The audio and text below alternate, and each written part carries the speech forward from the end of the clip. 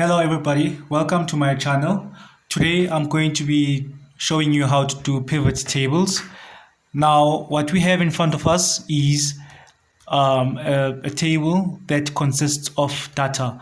Now the data comprises of candidates that are taking part in a music competition. It's a music game, and these are the scores that they have scored for round one. And the same candidates, we show here the scores that they've scored for round two. Column D shows the total obtainable points in a particular round of the game. As we scroll down, we see the same candidates and their scores and the total amount of obtainable scores that they could have obtained, or points that they could have obtained in round three. Now that is our data source, and we want to convert this information into a pivot table. Now to convert it into a pivot table, all we do is click from the beginning of where the table starts, and we select all the way down to where it ends. And this is a way of saying this is where our information for the pivot table will come from. Then we go to the insert button right here on top, and we click on it, and we go to the left little box that has two arrows, and we click on it, and by so doing, you see there's a pop-up box that will come up, this box here, and that is the box that shows us the range where our pivot table data will come from. So if we're happy about the range, we'll just hit the OK button here, or else we can hold down Shift and move. As you can see, the selection range is shifting along with the arrows according to where I want to put it.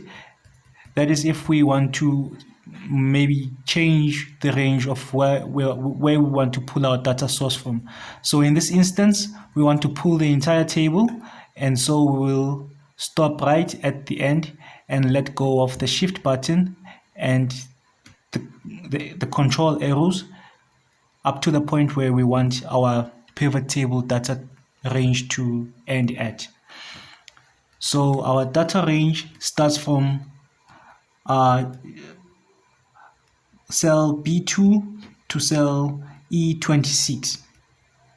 So it starts right on the top corner of our table with headings all the way to the bottom end where the last data set is, or cell of that contains data is. Okay. Then when we hit OK,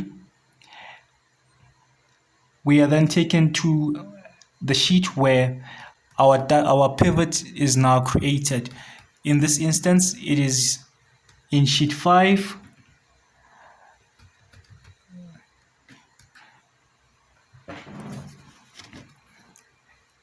And in sheet 5, you find that there's a pop-out box that will come up. That is where our filters will come in, and that is how we then going to create our pivot table. We can rename this bottom tab here to pivot table. This is where our pivot table will be. Now, if we go back to the other worksheet, which is where our data is lying, I just want to show you something. If you repeat the same step, say for example, you select the range or the table up to where you want to select, or where the data that you want to use for your pivot table, and you click on insert right here at the top. When you click on pivot table, this data box here appears, and it gives you options to select a table range or use an external data source. So in this instance, we are using the selected table range as per what we have from this table that we are going to use.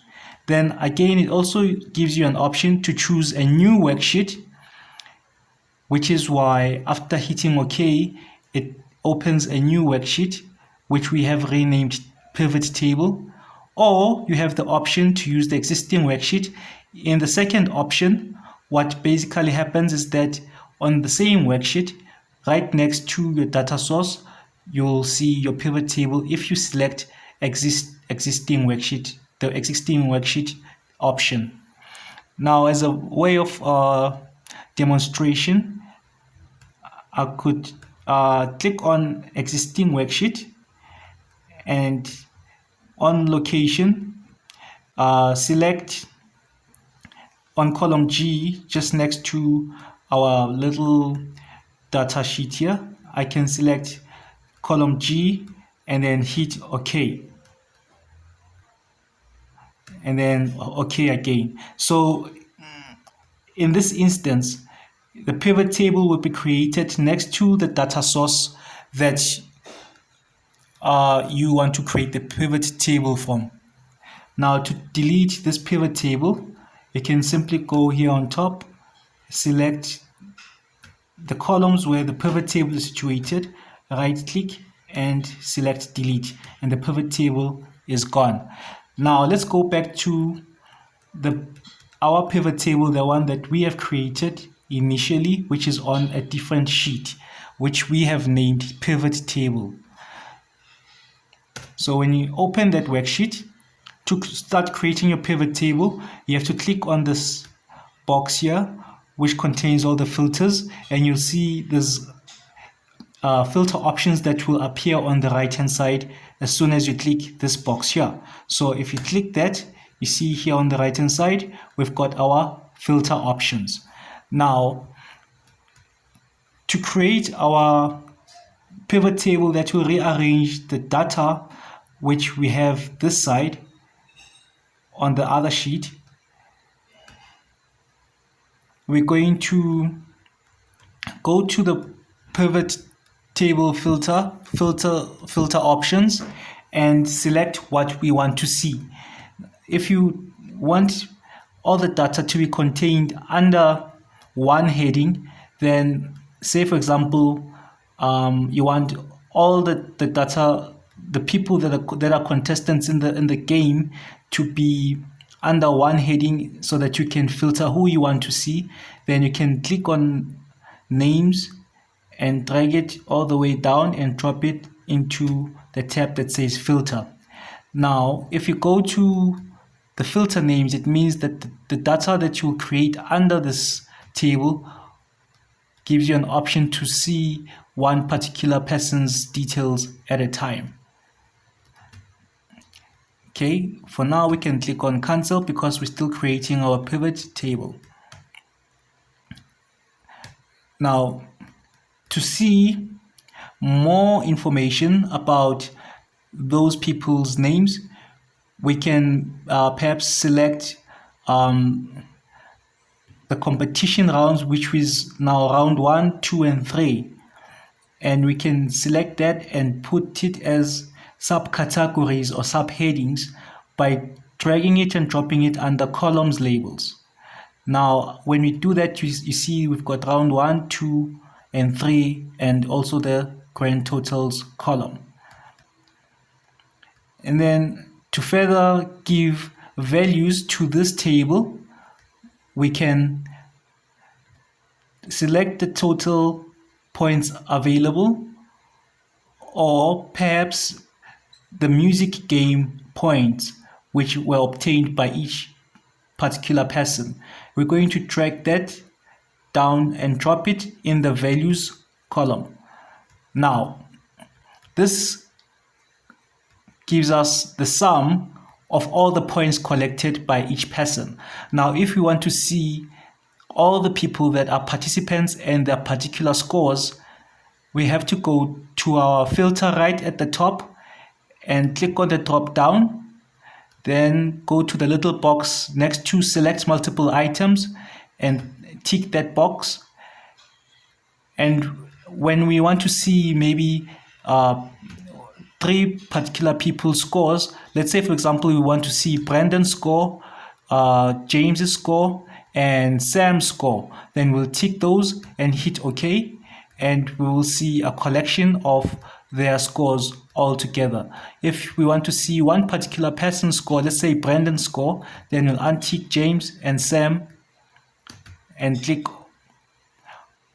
on the enter button, and that will give us Brandon's score only. So if you go to our data sheet, you'll see that for round 1, Brandon scored 110 points. Round 2, he scored 245 points. And when you scroll down, you see that for round 3, he scored 234 points. So if you go to our pivot table, that is what you see. So this pivot table helps you to see each particular person's score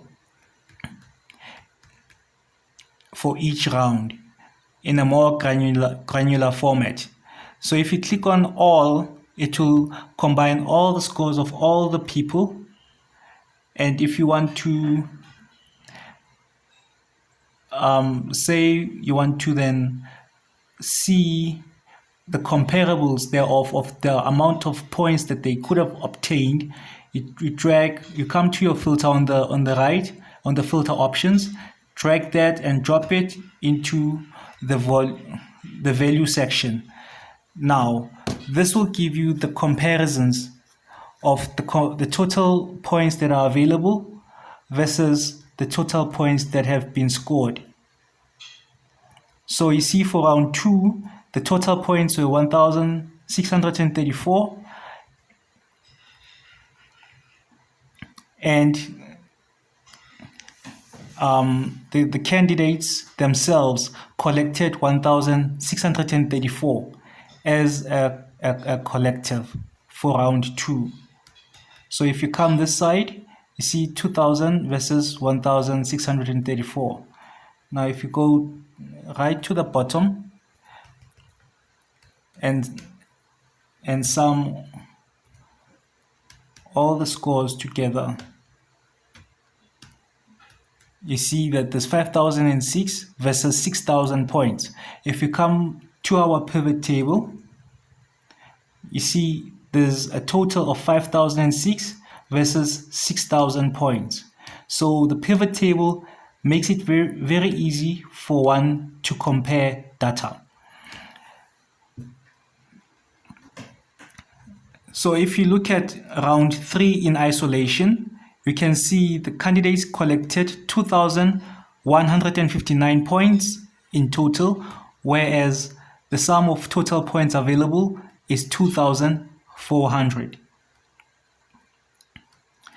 Now, there's another way in which we can arrange or rearrange this data so that we can compare the candidates amongst themselves instead of versus all of them all together versus the amount of points that they could have collected within each round for the music game. Now, for demonstration purposes, and just to simplify things for you, we're going to undo our pivot table. So we're going to untick all the ticks, and now our pivot table is empty again with no selections. As you can see that here on the filters, report and columns and value and row labels, there's no data at all. Now we want to compare each person's score for each round versus each other, and also versus the amount of points that they could have obtained for each round. So to do that, we're going to go to the names of the candidates and drop that down and drop it in the row labels box. What happens is that it now gives you the list of each person's name, and then we're going to go to competition rounds, select it and drop it in to the row labels section. Now it gives you Brendan's score here, for example, round 1, 2, and 3. Brighton's score, round 1, 2, and 3. Jackson's scores for round 1, 2, and 3. Now to see the scores themselves, we're going to select music game where the scores are sitting. The scores are sitting under the column of music games, just so that you know what I'm talking about. Let's go back to our data sheet and go to music games. You see, for example, Mark scored 180 points for round 1 and the total available points was 200 points. So if you select music game, it will give you 180, which was the score that Mark had for round 1. If you select music game, it will also likewise give you 165 points and show you that that is what James scored out of the 200 points for round 1. Now let's go back to our pivot table and do that. So we're going to select music game and drop it into the values section. So now it shows you that Brendan scored 110 points for round 1, 245 points for round 2, and 234 points for round 3. Now, let's go to our data sheet and see how Brendan scored per round. So Brendan scored 110 points for round 1. And then if you come down to this section here, you see he scored 245 points for round 2. If you go to our pivot table, it shows you there round 2, 245 points. Now to see and measure those points against the total points that he could have scored in the game, we take the total points available and take it all the way down and drop it in the values section. Now this shows you that this game, round 1, had 200 points and Brendan scored 110 points. Brighton, for round 1, he scored 109 points and the game as well is out of 200 points. So round 1 for each person is out of 200 points, as you can see where I've highlighted, and this section here gives you the scores that each candidate scored against the 200 points that was available for them. Now, to simplify this pivot table and make it more readable, you can go to the pivot table and right click on it. Now this is what you must do every time after filling up all your data, and then what you do is you right click on it and go to the portion that says pivot table options. Therein you have to click on it and a pop-up box will appear that says pivot table options.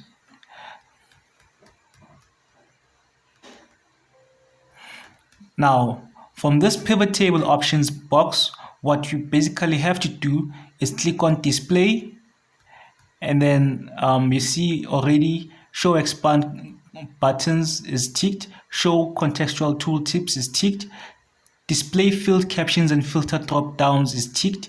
What you must do then is click on the one that says classic pivot table layout enables dragging of fields in the grid. Tick that box and go down and hit OK, and your pivot table will then be more readable. As you can see, it has changed the way it used to look to the classical view look, which is more interpretable. So to highlight the columns that, rather the rows that show the totals, go to the right hand side on the numbers section, this vertical row section where it's numbering the rows, and just click on any one column Let's say, for example, we click outside the pivot table just to uncheck everything. Then you can go to this one here, row 16, next to Jack's total. When it starts showing an arrow that's pointing to the right, then just click on it, and you see it will highlight all the other totals. Then you can go up here and choose a color for all your totals. So if you choose that color there, I chose pink, I think it's nice and bright, then you can clearly see what the totals are. So that shows you the total that Brendan collected for round 1, 2, and 3 collectively versus the total points that he could have collected for round 1, 2, and 3 collectively. Now, the use of data of pivot tables is to summarize data for you. So if you want to see how each person did in round 1, then you can come to the filter box and click on the drop down, unselect everything, and highlight round 1. Then hit OK. Then it will show you all the scores for round 1. If you want to remove the totals, say now there's 110 showing there and the total 110, 109 showing there and the total 109. If you want to remove the totals, right click on the column. Here we're right clicking on column B, and a drop box that shows how data is arranged indicates to us that subtotal names are ticked. So what you then have to do is untick subtotal. Then by doing so, you will remove all the subtotals. Now, another useful tool that you can then use to check who scored the highest for round 1, which is now what you have filtered with, is to use conditional formatting, which is on the top right hand, rather on the middle section of your status bar and your tools bar. Now what you then have to do is click on the conditional formatting box or button, and then go and select top or bottom rules.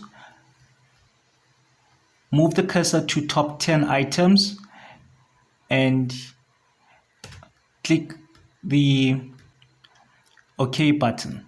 But before you do that, you have to select where you want this operation to take place. So select and highlight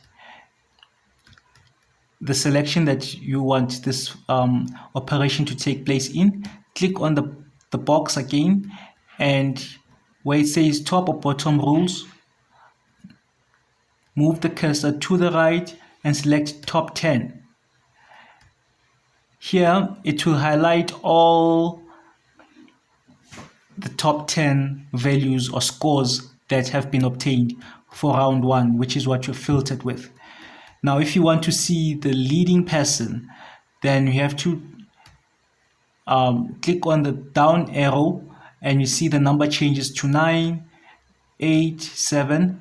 As it changes, it shows now the top 7. So that's 109 is the lowest, and it's now deselected.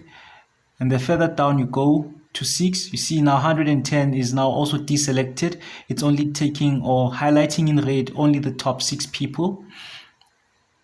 And as you click the drop down and you go to 4, 3, 2, you see top 2 candidates, only the top 2 high scores are now selected, and click on 1. That will then show you the highest and only score. So that is how you can see that Sam has obtained the highest score of 190 for round 1.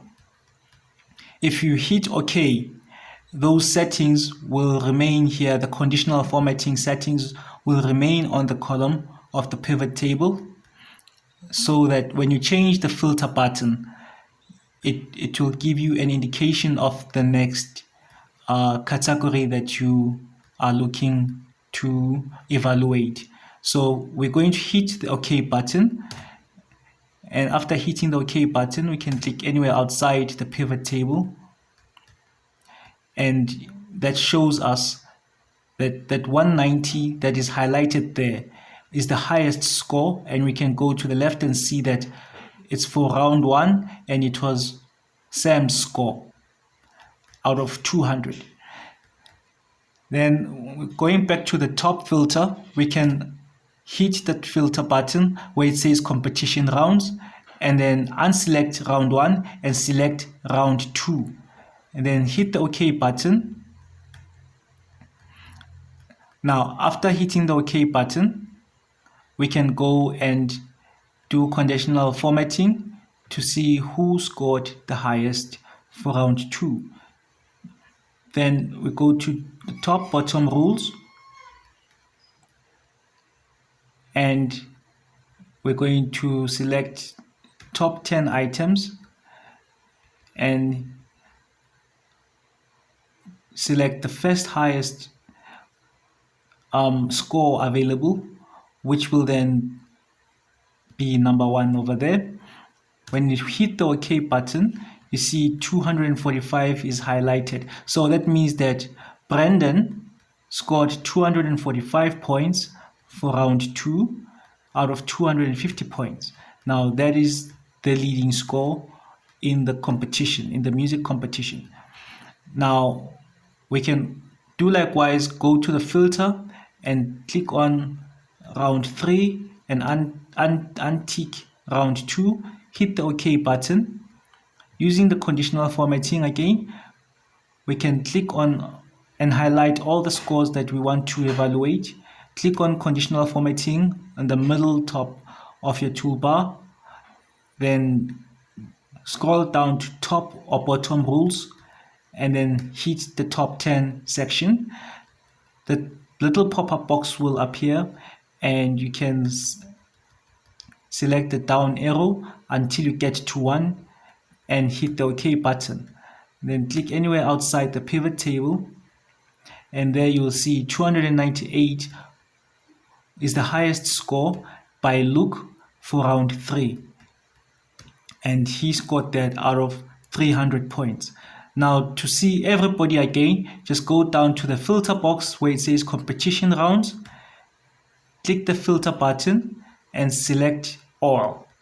When you hit the OK button, there you can see all the scores for round 1, which was scored by Sam. That's 190, which is the highest score for round 1, and round 2, which was 245, scored by Brandon for round 2 out of 250 points, and round 3, which was scored by Luke, which is 298 points out of 300 points. Now, again, to see the overall highest score, you can come to the rounds section or column and click anywhere on the section, right click on that section and choose subtotals.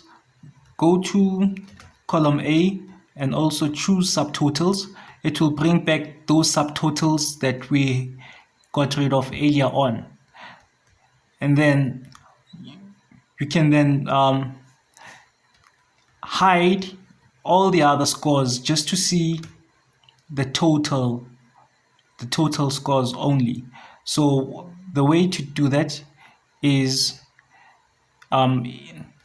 either by unselecting, rather it's by right clicking and choosing the expand or collapse all option. In this instance, we want to collapse the entire field. So we want column B to disappear completely in such a way that we are only left with column A that shows the people's names and their total scores in column C and their total obtainable points in column D. So if you click the collapse entire field button, there you'll see the total scores. So you see the person's name, the total score, as well as the total available points that they could have obtained in the game as a whole. Then to see who the highest was, we can select the scores and use conditional formatting by clicking on the conditional formatting button right on top, and then click on highlight cell rules. Rather, click on top or bottom rules and select top 10 items, and then using the down arrow, select the top candidate by leaving the number 1. When you hit OK, you can see that Mark was the leading candidate in the entire music game by scoring 687 points out of 750 points. Therefore, Mark, from an overall perspective, won the music game by scoring the highest points. Now, if you want to see the entire data, including the subtotals, then come to the competitions rounds column where we previously selected collapse entire field. We're going to right click it and go down to the button that says expand or collapse. Move the cursor to expand entire field or collapse entire field. This time we want to expand entire field. And then we're going to click on it, and by clicking on it, we now see the entire data. Brandon, for example, we can see his round 1, 2, and 3 scores versus the scores that he could have obtained. As we go down, we can see that Mark's score is also highlighted as the highest score of 687 out of 750. And the further down we go, we can also see what we've initially discussed in this video, the total scores, which is 5,006, which they've collectively obtained, versus 6,000, which was obtainable. And that is how you can use pivot tables to compare data amongst candidates and overall data as well. For example, the overall points that each candidate could have scored as a collective versus what the game had to offer as a collective. So pivot tables can be very useful for data analysis and data evaluation, especially if you're dealing with a large amount of data. It can make your life much easier and simpler. Thank you. Please don't forget to like my video and subscribe to my channel to see more videos like this. I hope that I've simplified pivot tables for you and that you have grasped all the basics.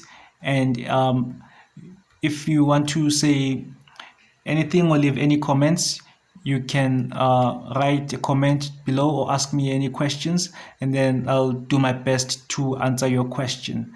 Thank you, and till I see you again, goodbye.